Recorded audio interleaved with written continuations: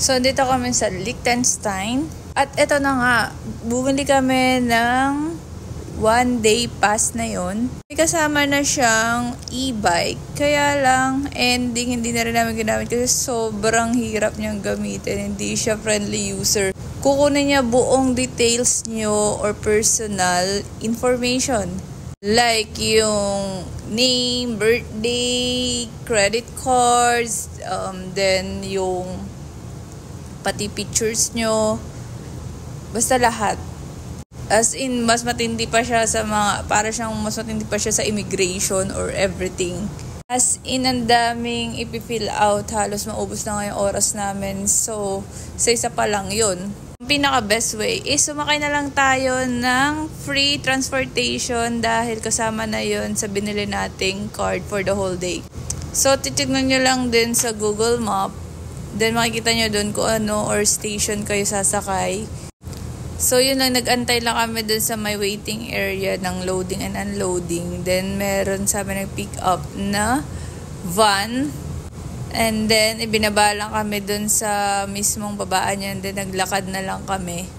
So, mag-iingat kayo kasi talagang tabing road talaga siya. Maraming dumadaang sasakyan. Wala talaga siya yung proper na walking ng pedestrian. Nakikita nyo din naman dyan. Then, ito na nga, nagpasok na lang kami dito sa side na to nung may makita kaming looks like safe na daanan. So, yan yung makikita nyo habang malakad kayo paakyat. So, make sure komportable yung dala-dala nyong sapatos or ginagamit nyo. And then, light lang yung bag nyo since sobrang taas niya. So, ito na yung third stop namin. Then, yung ibang museum is 5 PM pa naman magsasara. Kaya, yan, kailangan namin sumaglit lang muna dito.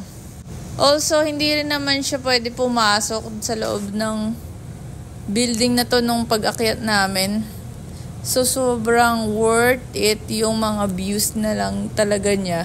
Para ka nasa postcard.